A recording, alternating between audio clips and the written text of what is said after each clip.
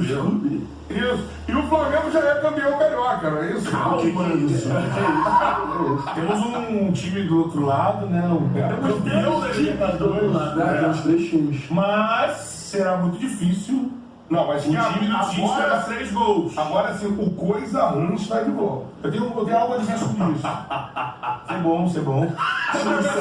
Quando você fica afastado das narrações rubro-negras, aí você, por um lado, colhe corações dos adversários. Colhe. Os botafoguenses te amam, os tricolores te amam, os vascaínos te amam. Tem lá o famoso Noma Barra. Aí ele vai também ter o Fluminense, tem o manancial de palavras, de bordões. De bordões. O Fogo também Santos também. Pé pro alto e estou tranquilo, não sou Flávio. Mas quando narra Flamengo vencendo bem, aí fica mais gostoso. É verdade. Você é gostoso. Eu fico ali, dá risadinha, aquela risadinha.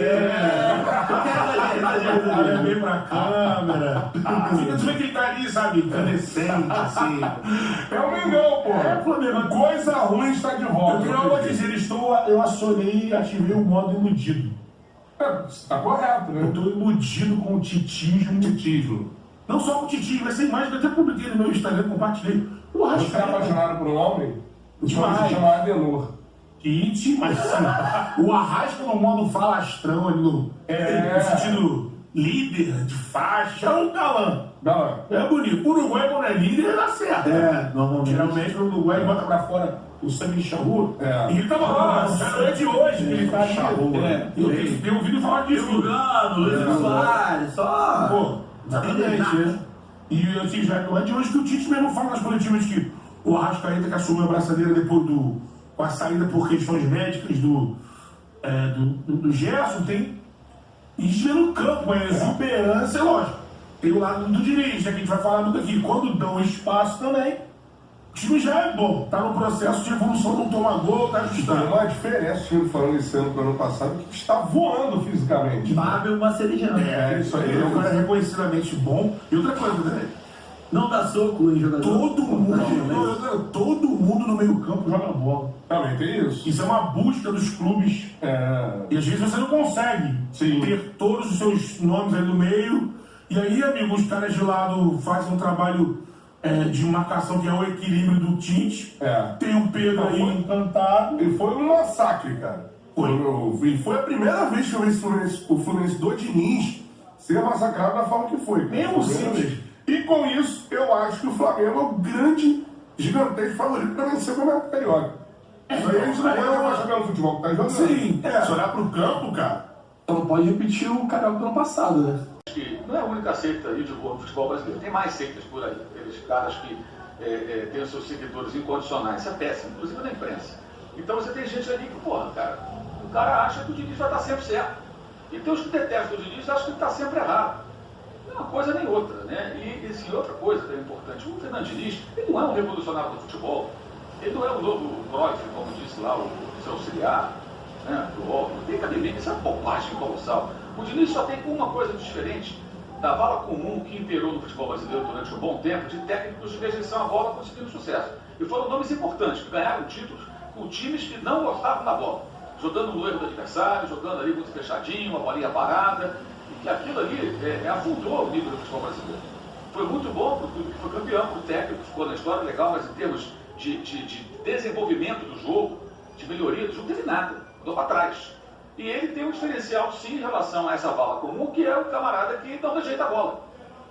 Mas leva isso a um nível assim, de irresponsabilidade, como, por exemplo, a troca de passes numa zona extremamente perigosa e desnecessária.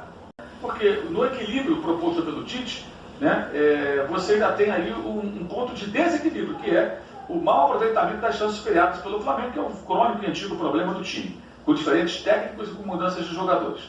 Perde-se muito gol, muito gol. Então o Flamengo poderia ter goleado o Fluminense. 2-0 foi baratíssimo.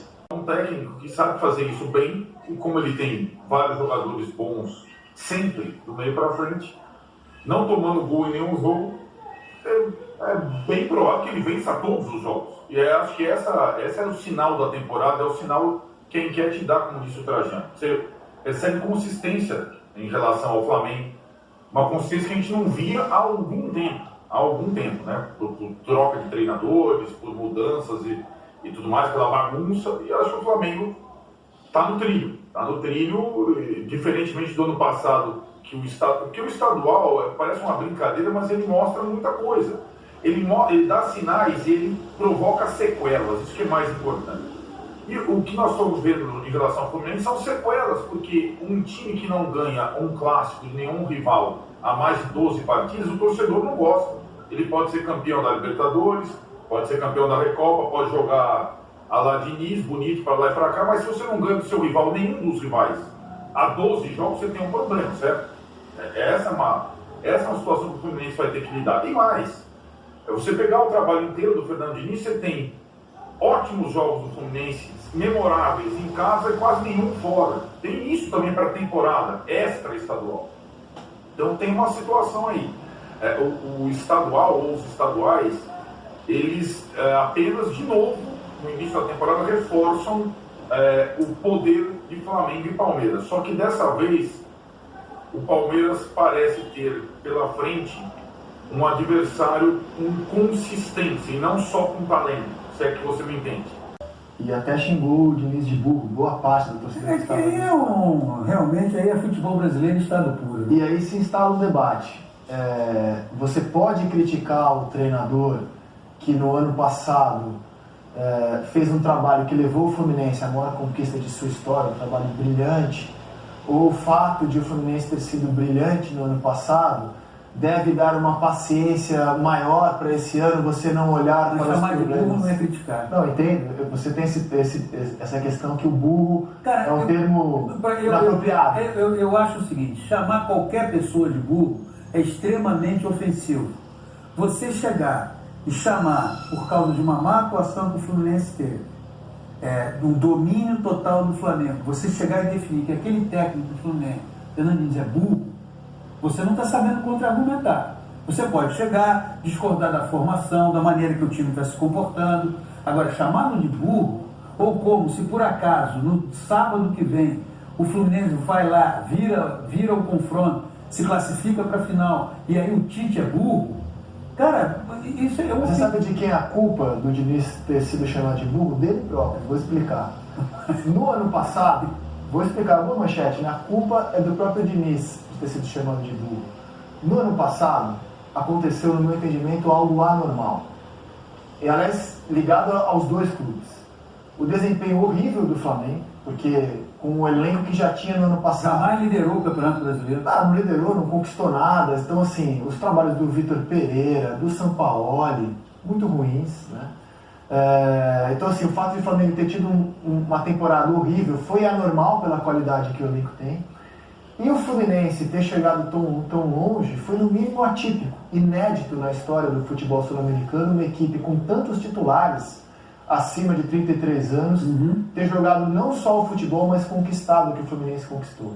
Então foi um ano de muita anormalidade, marcando a dupla Fla-Flu. E essa anormalidade levou o Fluminense a ter sido no ano passado, não estou nem baseando no confronto direto, mas no ano passado, o time superior ao Flamengo. E tenho certeza que o torcedor tricolor, que foi ao estádio, traz essa bagagem. No ano passado o Fluminense foi o time do continente. Só que esse time, até o momento, se apresentando um mês depois, né, que o Fluminense começou a trabalhar... 27 de janeiro. 22 eles se representaram? 22? Esse time, até o momento, ele joga mal. Ele fez um bom jogo contra a LDU, na Recopa do Maracanã.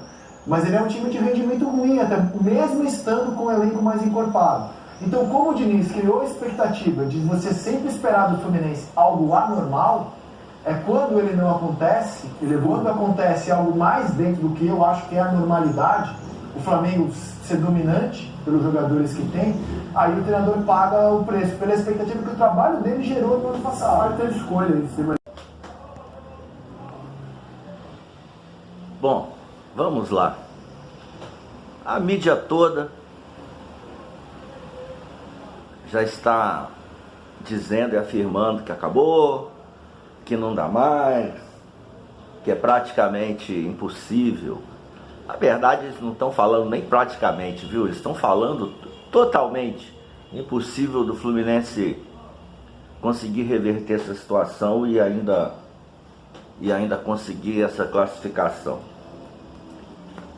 De certa forma, eu não discordo deles, assim, realmente, esse último jogo aí, aliás, eu não vou nem dizer somente o último jogo, esses últimos jogos do Fluminense, né, mesmo com o chamado time titular, apesar de algumas ausências ainda importantes, como a do Samuel Xavier e do André, que são fundamentais, o time ficou muito aquém daquilo que ele pode produzir, né? Uma coisa assim que não tem como a gente negar.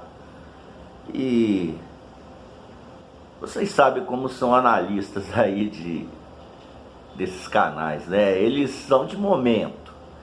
Eles são, primeiramente, antes dos jogos, eles são meio que adivinhos e às vezes às vezes não, constantemente colocam as suas opiniões pessoais e o seu clubismo para palpitar. E após os jogos, e até mesmo durante os jogos, eles vão comentando de acordo com a ocasião, né?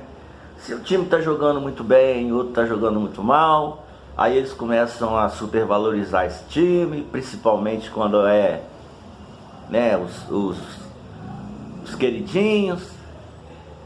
E após os jogos, quando há uma vitória aí dos queridinhos, nesse caso o queridinho, aí ele vira um imbatível, o malvadão voltou, e todo o histórico aí do Fluminense, do time do Fluminense e do Diniz.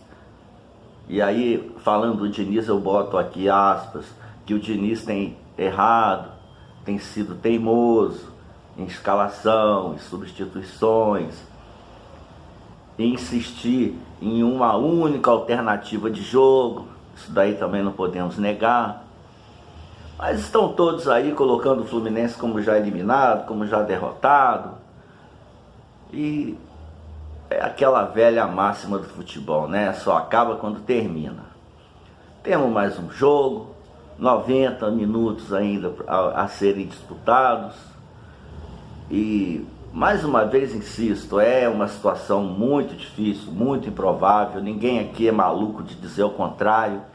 Ninguém aqui vai ser um iludido de dizer, vamos virar, vai dar para virar. Ninguém aqui é iludido nesse sentido. Agora, também não somos totalmente pessimistas e negativistas a ponto de já entregar e jogar a toalha, né? Tem 90 minutos de jogo ainda. Nós temos um exemplo que não pode deixar de ser dito, que foi aquele do ano passado, uma situação muito parecida. Perdemos o primeiro jogo por 2-0, aí todo mundo já tinha dado os remadores como campeão carioca. Fomos lá naquele último jogo, metemos aquela goleada de 4-1 e conquistamos o título. Isso vai se repetir? Não sei. Pode ser que sim e pode ser que não, né? A gente nunca pode assinar nada embaixo e garantir nada embaixo em futebol. O que eu espero, tanto do Diniz quanto do time do Fluminense, é que tenha vontade, determinação, inteligência, principalmente inteligência, para poder conseguir virar essa situação que sim, está muito complicada e vai ter que jogar muita bola mesmo, se quiser ter alguma chance de ainda se classificar para a final aí em busca desse tricampeonato. Finalizando e repetindo, é muito difícil, é praticamente impossível sim, né? Vamos ser realistas, até pelo futebol que o Fluminense vem jogando, né? Que está longe de ser aquele melhor futebol, e da ausência de alternativas de jogo que o Diniz insiste em não desenvolver. Porém, nada impede que no próximo final de semana façamos um grande jogo e tenhamos uma grande vitória. E, por que não, né, possamos conseguir essa classificação. Tudo está nas mãos de Deus, só Deus sabe o que pode acontecer e só Deus sabe o futuro, e mais ninguém, muito menos esses analistas aí que já estão dando o Fluminense como eliminado, né? Vamos ver o que acontece.